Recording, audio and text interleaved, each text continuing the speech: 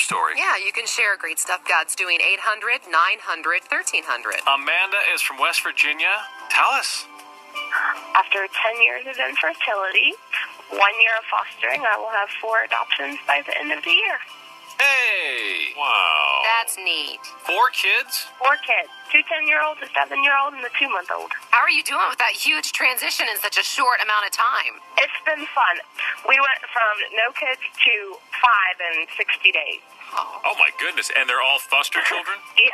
You are an angel. Way to go. So, What do you love most about being a foster parent? I know that's kind of tough to answer, but knowing you're making a difference. Yeah.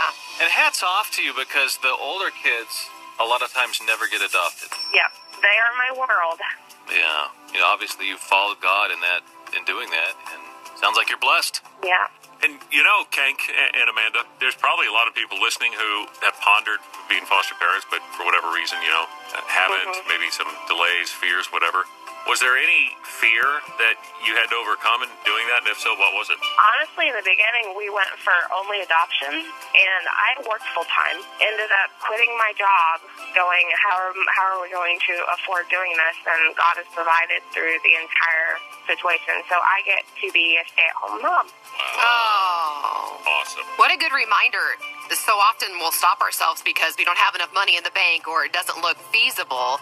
But if it's going to happen and God wants it to happen, money shouldn't get in the way. It's going to happen. He'll take care of it. Yeah. Well, thanks for sharing that, and congratulations. Thank you. Thanks for the story, Amanda. Maybe you have one. It's the encouraging story of the day. You can share yours anytime. Again, that number, 800-900-1300.